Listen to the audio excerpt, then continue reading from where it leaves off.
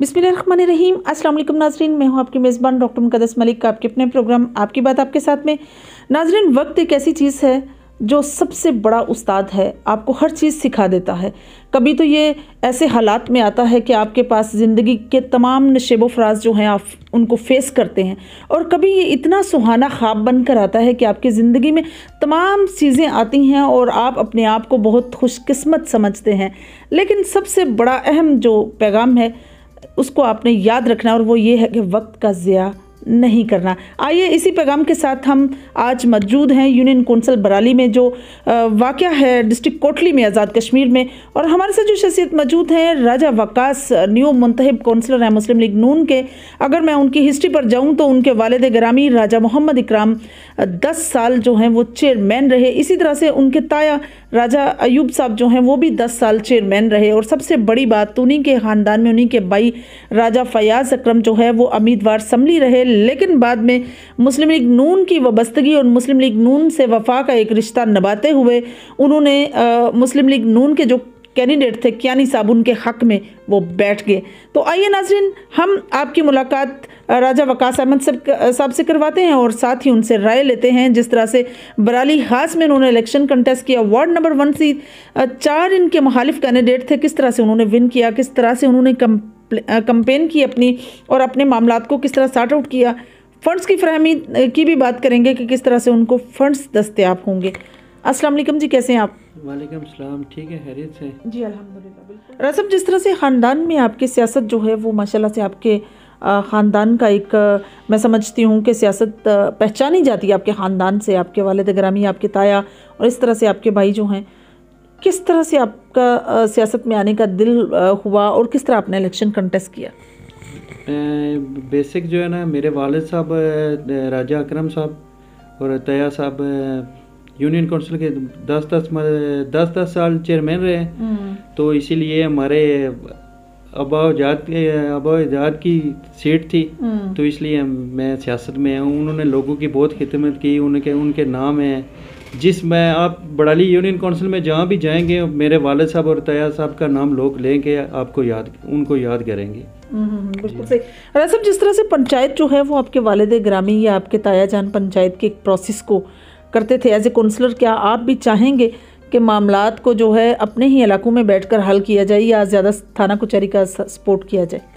इंशाल्लाह जो लोगों के मामलात हैं उनके थाना कचहरी, अपने घर जो भी मामलात हुए इंशाल्लाह लोगों के घर जाके तय करेंगे, उनके मसले मसाइल हल करेंगे इंशाल्लाह। बेसिक जो है ना, हमारे ये नौजवान हैं जो अब ग्राउंड नहीं है, अस्पतालों के इसी तरह मामलात हैं, ना डॉक्टर बैठता है ना कोई और मामलात हैं, स्कूल वगैरह। तो इंशाल्लाह इन सब के काम सही तरीके से होंगे। पाकिस्तान मुस्लिम लीग नून ने टिकट ना दिया राजा फयाज साहब को, तो वो उम्मीदवार थे आज़ाद हसीयत से इलेक्शन कंटेस्ट करने के।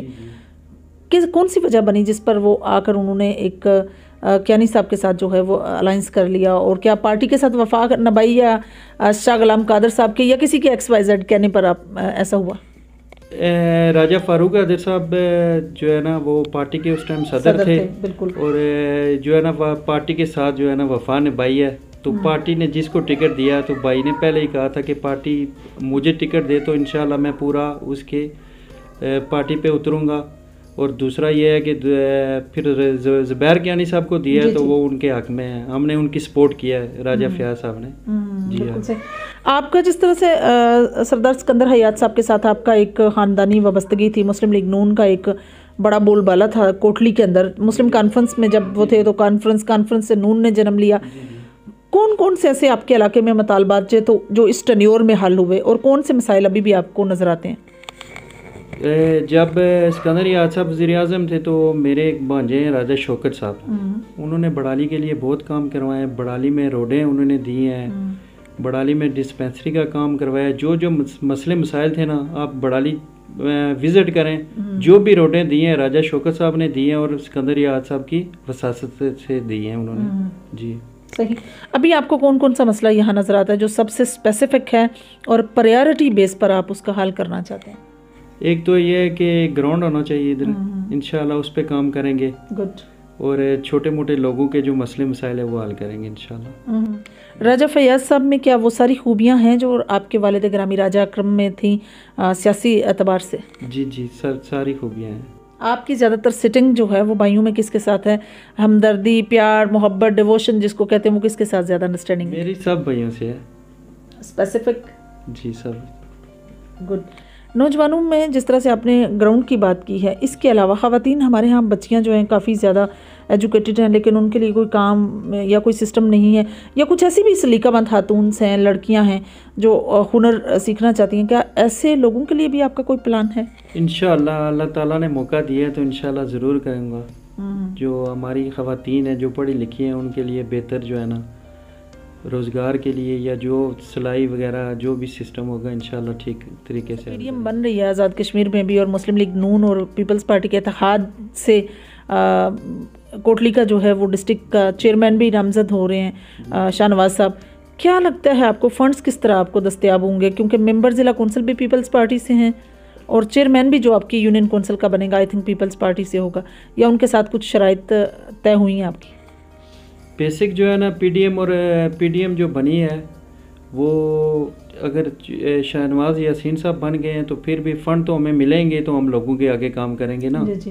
तो इंशाल्लाह बेहतर होगा। जो मदद आपके तहत आपके ख़ानदान ने, आपके ताया चान ने, आपके वालिद ग्रामी ने एज ए चेयरमैन कौन कौन सी खिदमत पेश की? हमारे वालिद साहब ने ये इधर बड़ाली स्कूल है गर्ज का, उधर ज़मीन वालिद साहब ने और ताया साहब ने फ्री दी है। माशाल्लाह। डिस्पेंसरी के लिए जो जगह है वो भी फ्री दी है वालिद साहब ने। तो हम वैसे भी ये सियासत से हटकर भी लोगों की माशाल्लाह ठीक तरीके से जो भी हम लोगों के मामलात हैं वो अमल करते हैं। सियासत का हिस्सा बनकर, लोगों के हालात जानकर, लोगों से मिलकर, उनकी कंपेन करके कैसा लगा, कैसे पता चला कि इतने मामलात जो हैं वो अपने इलाके में खराब हैं? जब लोगों के घर जाएं तो पता चल जाता है कि क्या हो रहा है या क्या नहीं हो रहा है। कैसा एक्सपीरियंस रहा आपका? क्योंकि मैं तो सच्ची बात पूछे मुझे सियासत से इतना नहीं है लगाव नहीं था। जी जी। तो फिर जब ये दोबारा इलेक्शन हुए हैं बलदियाती, तो वालिद साहब और ताया साहब की जो है ना वो सीट जो है उस पर तो करना चाहिए था ना। फिर जब भी जहाँ जिन लोगों के घर गए ना उन्होंने ताया साहब और वालिद साहब का इनाम लिया है कि उन्होंने ऐसे किया, आप उनके बेटे हैं तो हम इंशाल्लाह आपको कभी मायूस नहीं करेंगे। यूथ के काउंसलर जो बने हैं उनके साथ और जो आज़ाद हैसियत से 3-4 कैंडिडेट्स विन किए वार्ड से, तो आपको क्या लगता है चेयरमैन बनेंगे आप? इंशाल्लाह अपने ख़ानदान की लेगेसी को संभालेंगे? जी जी इंशाल्लाह कोशिश है। बाकी अल्लाह ताला है, अगर बेहतर हमारे हक में चेयरमैनी हुई है तो वो मिल जाएगी। ये सारा सब अल्लाह ताला, इज़्ज़त बंदे को अल्लाह ताला देते हैं। बेशक।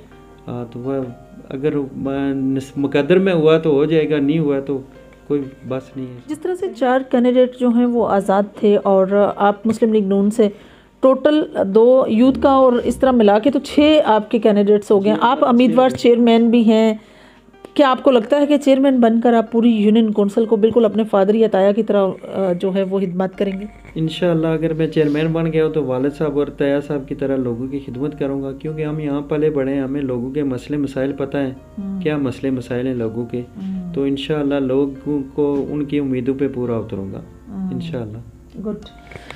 जी तो नाज़रीन, ये थी राजा वकास अहमद साहब की गुफ्तगू जो आप लोगों ने सुनी। और सबसे बड़ी बात ये होती है कि इलाके में लोगों में मेल जोल होना।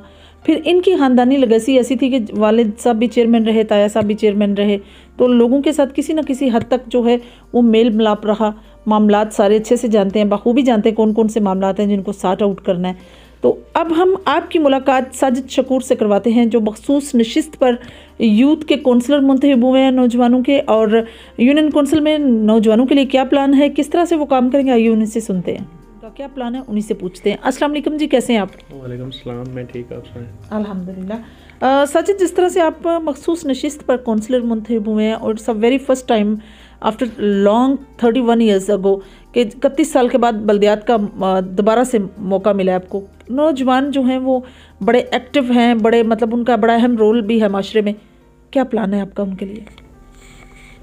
बिस्मिल्लाहिर्रहमानिर्रहीम। मैं तो सबसे पहले अल्लाह का शुक्र अदा करता हूँ कि जिसने मुझे इतनी इज़्ज़त दी, और उसके बाद जो मेरे वालिद साहब में जो इतने अरसे से सियासत में हैं उन्होंने मुझे अपनी जगह आगे लाया। नौजवानों के लिए जो सीट ये मुझे मिली, तो उसके बाद जो मेरे पैनल था जो अवाम दोस्त मतलब जो था जो गुजर फैमिली का, और उसके बाद राजा वकास साहब जो राजपूत जितने भी हैं इन्होंने मेरा साथ दिया, तो मैं सबका शुक्रिया अदा करता हूँ।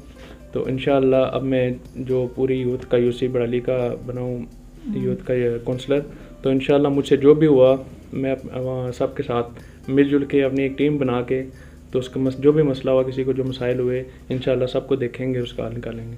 देखिए, जिस तरह से नौजवान, मैं अगेन बात करूंगी कि नौजवानों की काफ़ी मसाइल्स हैं, उसमें सबसे बड़ा मसला ये है कि नौजवानों को मैं समझती हूँ स्पोर्ट की तरफ राग़िब करना। स्पोर्ट्स के लिए जो टीनेजर हैं उनके लिए आपका क्या प्लान होगा?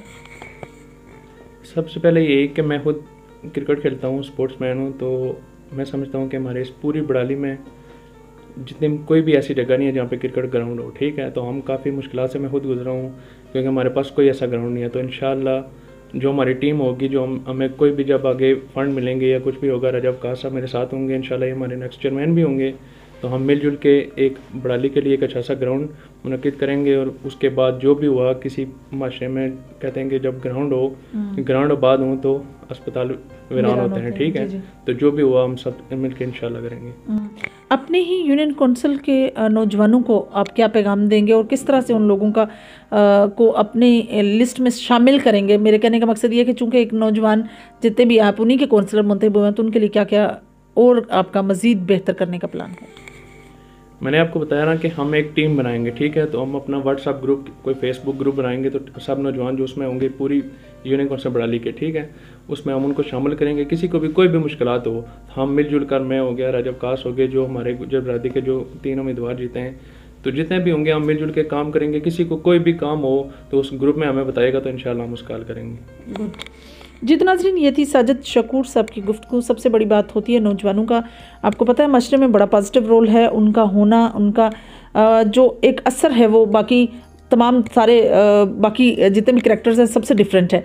सो नौजवानों के लिए ग्राउंड का होना ये बहुत ज़रूरी है, क्योंकि अगर ग्राउंड आबाद होते हैं तो हॉस्पिटल ऑब्वियसली वीरान होते हैं। इंशाल्लाह आपकी और मेरी मुलाकात होगी फिर किसी नए प्रोग्राम में। तब तक के लिए इजाज़त चाहती हूँ। अल्लाह हाफिज़।